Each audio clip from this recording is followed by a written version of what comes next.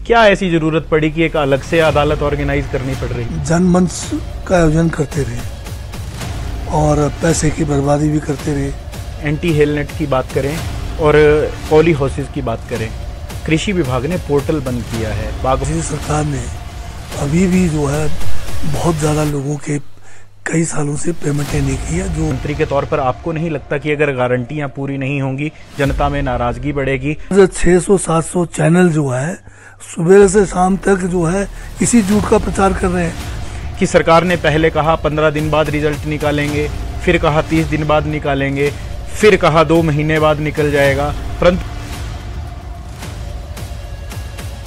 देशाध्यक्षा प्रतिभा सिंह कह रही हैं हाईकमान को प्रत्याशियों के नाम पहले ही घोषित कर देने चाहिए।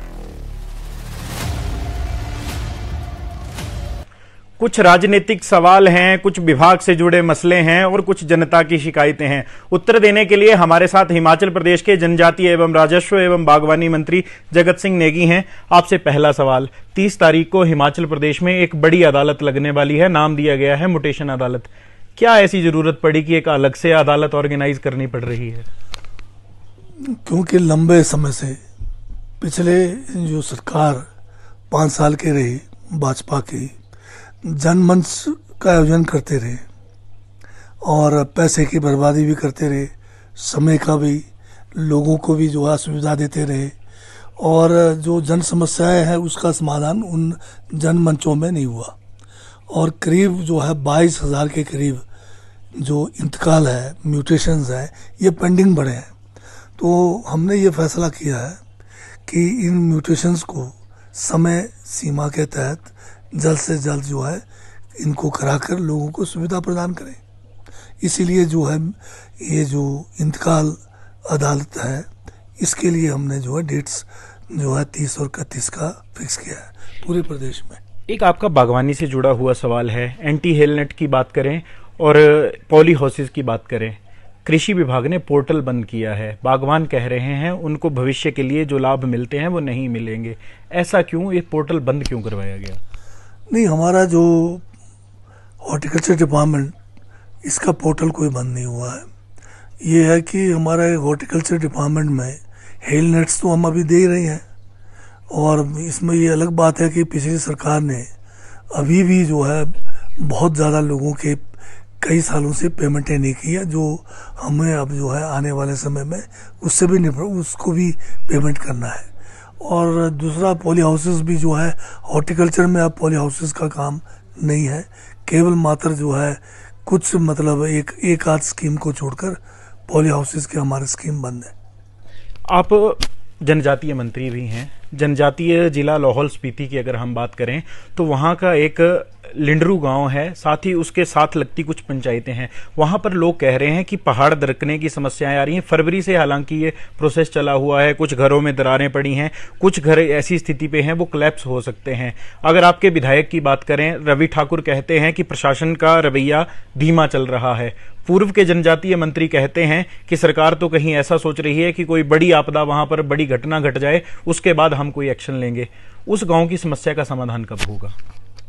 इस बार हिमाचल प्रदेश में अनप्रेसिडेंटेड रेनफॉल, फिर ऊपर से बेमौसमी बर्फबारी और फिर बादलों का फटना हुआ और जनजातीय इलाके भी इससे अछूते नहीं रहे। मैं जो है 2 बार इसी इलाके में गया हूँ।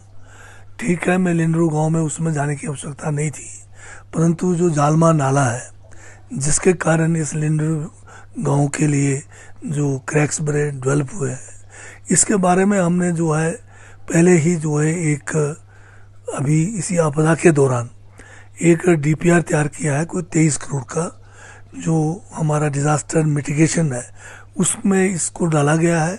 ये एनडीआरएफ जो मतलब जो सेंटर की जो मिटिगेशन की स्कीम होगी उसके लिए प्रेषित कर रहे हैं, ताकि ये जो जालमा नाला है पूरा का पूरा हम इसको जो है ट्रीट करें, यानी चैनलाइज करें।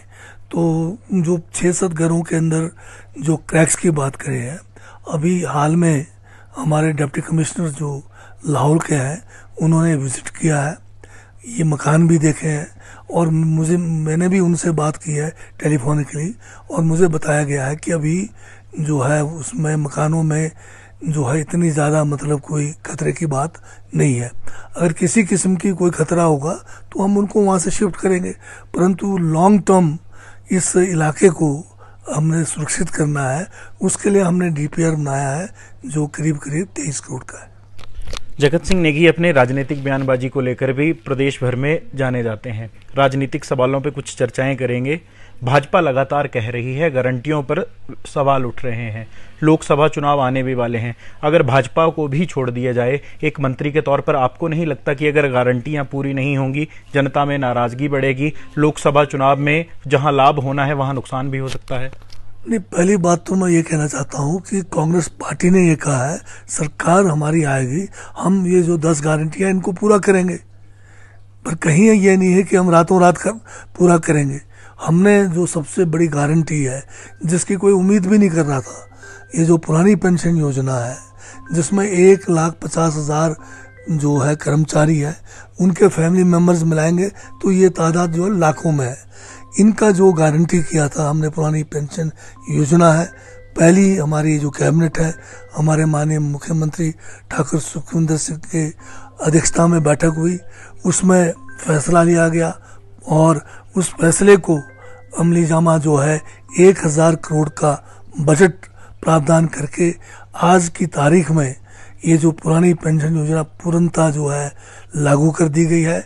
लोगों के खातों में पेंशन जानी शुरू हो गई है और ये जो परिवार लंबे अरसे से लाखों लोग जो वंचित थे इस योजना से और जो मुसीबत में भी थे, क्योंकि एक 60 साल या 58 साल की नौकरी के बाद जब घर जाते हैं तो उसके पास किसी किस्म का जो है आर्थिक सुरक्षा नहीं होता था, पेंशन एक मात्र था। इस पेंशन को भी जो है बीजेपी की नीतियों के कारण इसको समाप्त किया गया, इसको हमने दोबारा शुरू किया। हमने बड़ी गारंटी जो है निभाया है। रोजगार की गारंटी जो हमने युवाओं से किया है, सरकारी क्षेत्र में अनेकों डिपार्टमेंट में आज हजारों पोस्ट जो है एजुकेशन डिपार्टमेंट में, दूसरे विभागों में अब जो है उनको हमने भरने की प्रक्रिया शुरू कर दी है। ये अलग बात है कि चयन आयोग में बहुत बड़ा जो है यहाँ धांधली था बीजेपी के समय में, जहाँ पर्चे बढ़ते थे, बिकते थे, लोग जो है बेचारे मेहनत करके मेरिट वाले जाते थे वो पास नहीं होते थे, जो मतलब मेरिट में कहीं भी नहीं होते थे वो जो है उन एग्जाम्स में टॉप करते थे। जब पता लगा कि वो तो 10 लाख रुपए में पेपर खरीदते थे तो उस व्यवस्था से बाहर निकलने में थोड़ा समय लगा है और रोजगार देना शुरू कर दिया गया है। और रही महिलाओं की गारंटी जो ये अब चुनाव के दौरान बहुत ज़्यादा ये गिड़गिड़ा रहे हैं, तो ये एक ही रात में करने का नहीं है। हमारी सरकार को अभी कुछ महीने हुए हैं, साल पूरा नहीं हुआ है। जयराम जी और विपक्ष वाले अभी से जो है हल्ला पाना शुरू कर दिया है। अभी तो हम जो है अपने जो है पैरों पे अभी खड़ना शुरू किया है और हमने खड़े होते होते भी बड़े बड़े काम कर दिए, तो इनको थोड़ा सा सब्र रखें। आपने विपक्ष का जिक्र किया, मैं विपक्ष से जुड़ा एक सवाल लूंगा। विपक्ष भी लगातार मंचों से एक बड़ी बात कह रहा है, झूठ बोलकर सरकारें नहीं चलाई जा सकती। अब ऐसा है, उल्टा चोर कोतवाल को डांटता है।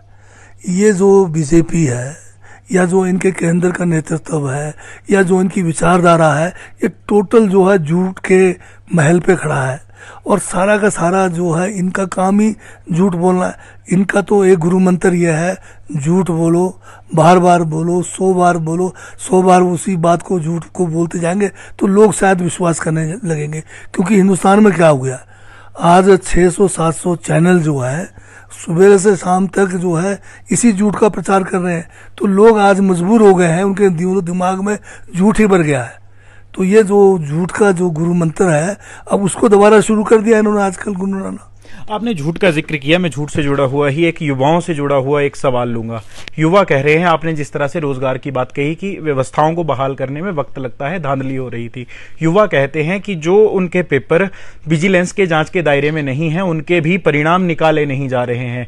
झूठ की जहां तक बात है, युवा भी लगातार ये लिख रहा है सरकार के खिलाफ भी कि सरकार ने पहले कहा 15 दिन बाद रिजल्ट निकालेंगे, फिर कहा 30 दिन बाद निकालेंगे, फिर कहा 2 महीने बाद निकल जाएगा, परंतु ये तारीख पे तारीख मिल रही है, रिजल्ट नहीं आ रहे हैं। देखिए, ये जो कुछ पेपर्स जिनका रिजल्ट अभी निकलना रहता है, जांच आयोग लग गया है और जांच आयोग को भी समय दिया था, उन्होंने थोड़ा जो है और टाइम मांगा है, क्योंकि ये बहुत बड़ा एक स्कैंडल था जिसको जो है कोई 2-4 दिनों के अंदर जो है सुलझा नहीं सकते थे या इन्वेस्टिगेट नहीं कर सकते थे।